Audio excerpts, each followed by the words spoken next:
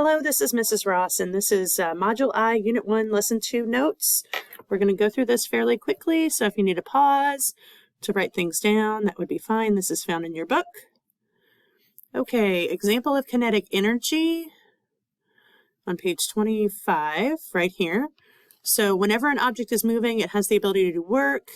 An example of kinetic energy is a baseball bat being swung. What is kinetic energy associated with? It is associated with motion. That's this last sentence here. It's associated with motion. Example of potential energy. A rubber band is an example of potential energy. And the definition of, I need this to be larger. Help us, sister. Okay. Definition of potential energy is right here. Potential energy is the energy an object has because of its position, condition, or chemical composition. Potential energy is the energy an object has because of its position, condition, or chemical composition. So we're doing great. Quick check. Which of these has kinetic energy? The only thing that has kinetic energy is the child kicking the soccer ball because it's the only thing that's moving, and kinetic energy is the energy of movement. The book is not moving, the gloves are not moving, the cars are not moving. Okay? All right. Elastic potential energy. Page 26. So the different forms of potential energy. Elastic potential energy is the energy associated with objects that are stretched or compressed. The energy associated with objects that are stretched or compressed. So a rubber band, again, is an excellent example of elastic potential energy. A spring is also an excellent example of elastic potential energy. Chemical potential energy is energy that's stored in the bonds between atoms. Energy that's stored in the bonds between atoms. And an example of chemical potential energy is food. What types of energy depend on the positions of objects? Gravitational, electrical, and mechanical potential energy all depend on the positions of objects. What generates a force from a distance, a non-contact force? Gravity, electricity, and magnetism generate forces at a distance. Okay, gravitational potential energy. Oops, right here. Let's see. Gravitational potential energy is the energy an object has due to its position relative to Earth. Gravitational potential energy is the energy an object has due to its position relative to Earth. Beep. Why is gravitational potential energy of special importance? Gravitational potential energy has a special importance because it constantly affects every object in the universe. It constantly affects every object in the universe. What does kinetic energy depend on? There are two things that it depends on. That's what the little 2 means. Okay, right here. For instance, kinetic energy depends on mass and speed, also called velocity. We won't get into the difference between speed and velocity, but mass and speed. How does speed affect an object's kinetic energy? An object that is moving more quickly will have more kinetic energy. So the higher the speed, the higher the kinetic energy. How does mass affect the object's kinetic energy? Increasing an object's mass will also increase its kinetic energy. Okay, so then it says write the equation for kinetic energy. So there it is. So the equation for kinetic energy is 1/2 mv squared, or 1/2 times mass times your velocity or speed squared. So m represents the mass of the object, v represents the speed of the object. So let's look at our quick check here. It says look at the 4 vehicles. The vehicles are all moving the same speed. Hold on, let me get to my draw here. Are all moving the same speed. Which of these statements is correct? And it's going to be C. The delivery truck has the greatest kinetic energy because its mass is greater than that of all the other vehicles. Okay. And then this one says, which of these has the most kinetic energy? So we have a fish tank sitting on the table, has no kinetic energy, it's not moving. A 50-gram fish swimming, it's moving, it has kinetic energy. A car parked does not have kinetic energy. A boulder suspended, also not moving. So it's going to be this one. Okay, if kinetic energy And if KE is kinetic energy and V is velocity, which of these graphs would be straight? This is a tough one because you have kinetic energy equals 1/2 mv squared. This and this are directly proportional, so it's going to be B. Which change would increase kinetic energy of an object most? It would be doubling the speed since it's squared here. A 40 kilogram girl is pushing a 40 kilogram boy in a toy wagon. The wagon is moving at a constant speed of 2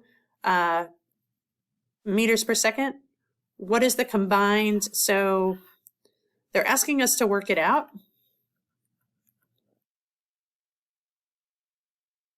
So my mass is equal to 40 plus 20. And my velocity is equal to 2. So I'm going to plug that in, 1/2 times whatever you get there, times 2 squared, and you will get your answer. Let me change colors because we're going to do this a couple more times. Okay, a 40 kilogram girl is pushing, okay. They come to a hill, and they're going downward. The girl joins the boy in the wagon.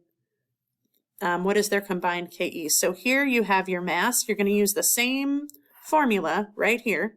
Use the same formula. Your mass has increased. So you have your mass is equal to 40 plus 40 plus 20. Your velocity is still 2. So you'll plug in your mass and your velocity. This is mass right here. And this is your velocity squared. You'll plug that in and you'll see what you get there. Let's change colors. Okay. 40 kilogram. Okay. They go down the hill. Okay, again, you have your mass is your 40 plus 40 plus 20. Your velocity is increased to 4. So you're going to plug in your mass here. This will be 4 squared. And you're going to find your kinetic energy there. Make sure you work these 3 things out. If you have any questions, please let me know. A truck drives to a quarry with a speed of 20 miles per, I'm sorry, it's not miles per hour, it's meters per second. The truck takes on a load of rocks, doubles its mass, and leaves at the same speed. Quantitatively compare the KE of the truck as it left as opposed to on its way to the quarry. So on its way to the quarry, the truck is empty. And then after the quarry, the truck is full. So it has more mass. So it's going to have more KE. So because this one's more massive, it's going to have more kinetic energy than the one that's empty.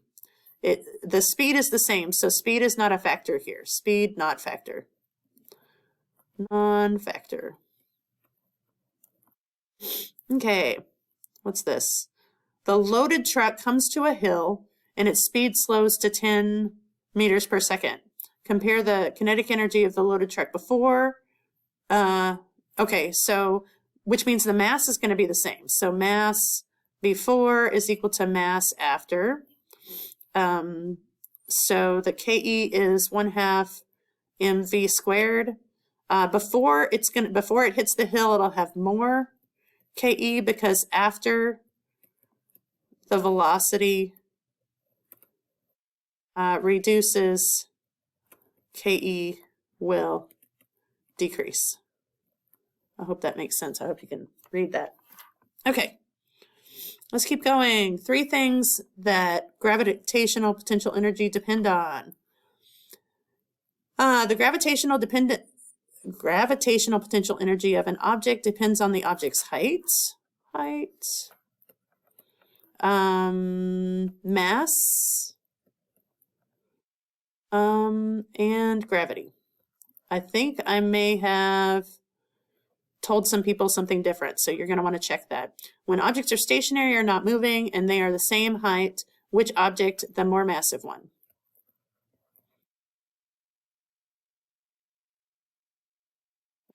So that is right here. Even when the objects are stationary, a massive object will have more potential energy than less massive objects. Okay.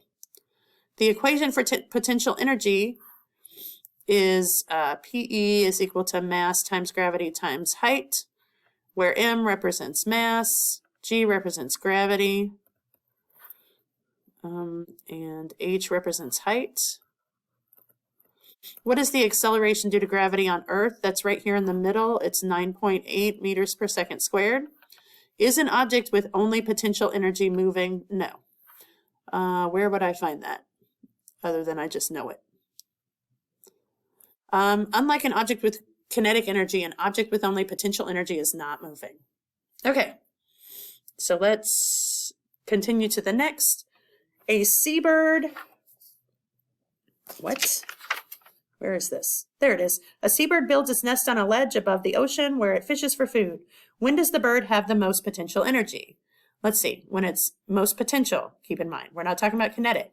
When it's flying at 10 meters per second, 10, so this is 10, this is 20, this is below, this is at the surface, and this is below. So this is where it's going to have the most, because it's the highest above the Earth's, yeah. Okay, why are systems useful for examining energy? Hint, it's the law of conservation of energy. Okay, don't think that's it. There we go, in systems. Okay, energy is not created or destroyed, but it is transferred between objects, and it can be transferred into different types of forms of energy. That's what you're going to write here. It's right here in front of, because of this, systems are useful for examining energy. Let's see, example of energy transformation. Energy,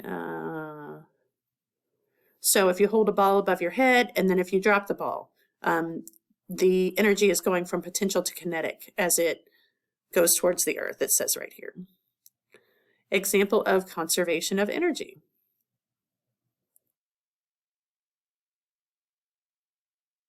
Okay. A roller coaster would be an example of conservation of energy. So let's go to this next one, quick check. The diagram shows a curved path of a thrown ball. At which point would it have the most potential, gravitational potential? It would be here, so at X. Water is stored in a reservoir to generate electricity as it flows down a river. The river flows into the ocean where it evaporates to form clouds, rain clouds. Rain falls from clouds to streams. Put the locations of the water, assume the amount of, these are the locations. So the order is going to be, let's see, from most. So when it's in the clouds, it has the most potential energy. And then when it's in the reservoir, it has the next. When it's entering the river, and then when it's entering the ocean. And the basis for this is the order is based on height. Okay, let's see how we're doing here. Oh, we got another page. I may have to do a part 2, we'll see. What 3 things are influenced by the need to keep people safe when traveling in large vehicles? Right here. Speed limits, highway construction, and safety features. Speed limits, highway construction, and safety features. What do automotive safety engineers use to design and test safety features? They use computer simulations and crash tests. Computer simulations and crash tests. Let me know if you have any questions.